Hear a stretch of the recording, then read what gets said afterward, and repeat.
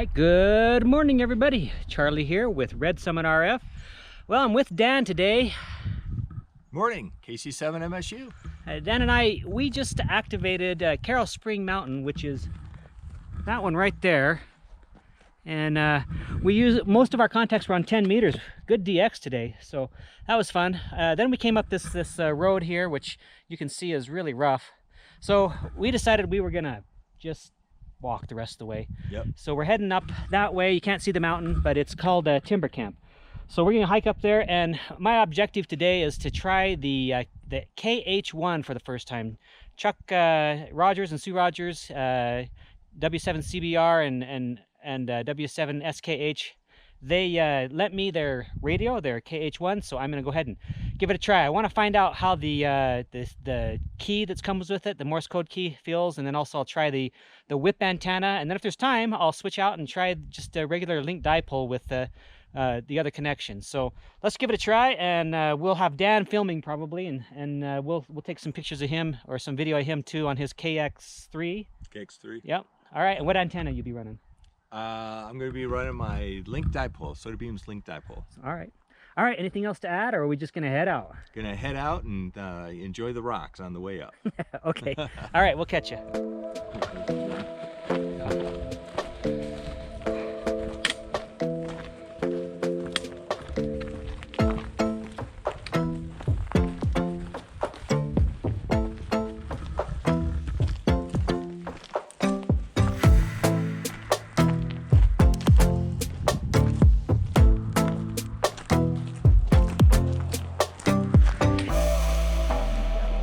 Yeah.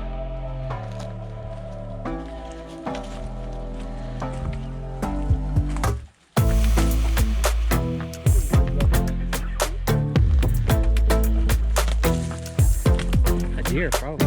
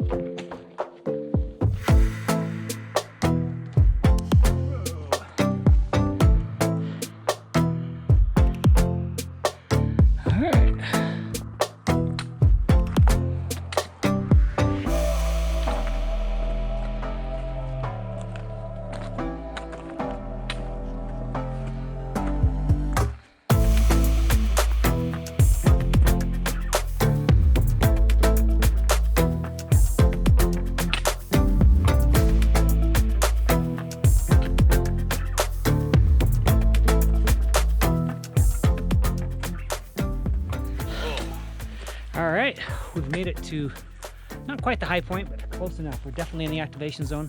Very bushy on top. There's a lot of trees. Yeah, a lot of trees. Dan's gonna set up right here. I'm gonna head up there a little bit further and see what I can find. So we'll catch you in a minute, Dan.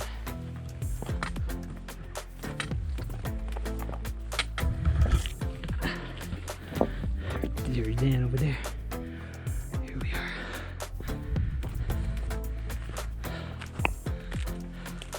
Look at those cactus. Whew. Wouldn't want to run into that. For the most part, this is the high point, I think. We're not too far off of it. Let me hop over here, maybe. Let's see where we are. A lot more cactus. Yuck. Look right there. We'll sit on that rock and pull out the KH1 and give it a whirl on, I think we're gonna do 40 first. So, I'm not quite sure how I'm gonna film this though. Let me pause here and get it set up, and then we'll figure it out. Okay, well, we gotta toss this first. All right, first thing we're doing is we're getting the counterpoise unwound and ready to go. Yep. Put that right there. And the instructions say don't put it on tight, just in case something trips, you trip over it or something. So just kind of snug but not tight. And we'll fling that out that way. I'll go out a little further. Fling it, and then we'll bring in. So now we're going to get this whip going.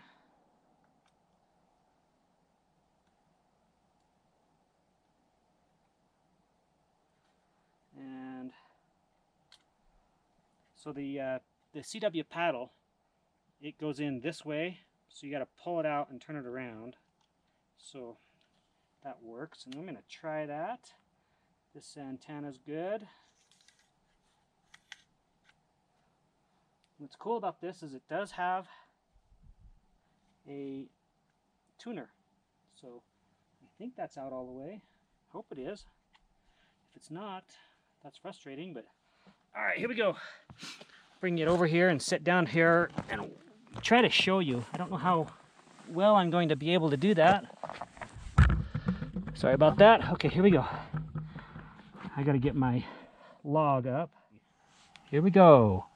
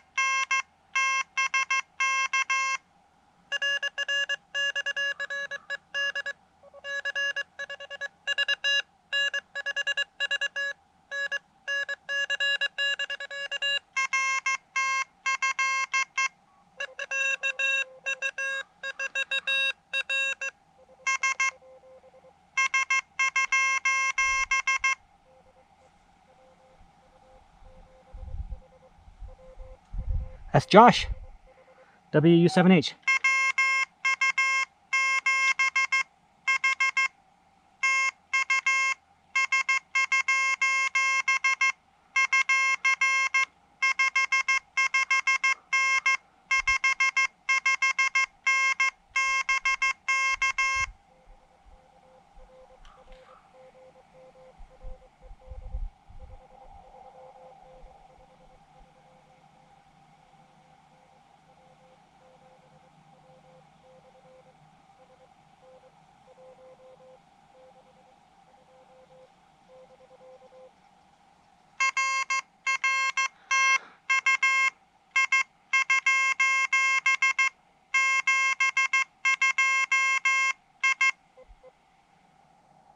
All right, well, so we're done there on 7:15. One more time.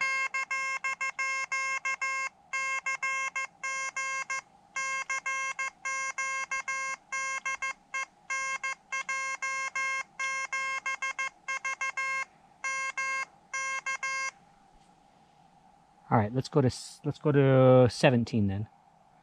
So we tap and hold, and we do down to 18 megahertz. All right, let's go down frequency, man. Let me go up a little bit to, we'll go to 18. Oh, there's people.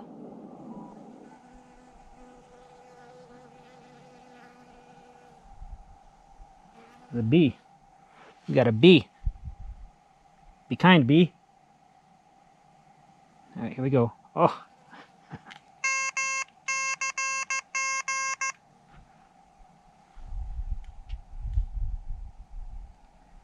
18. That bee is going to sting me, and I'm not going to be happy about it.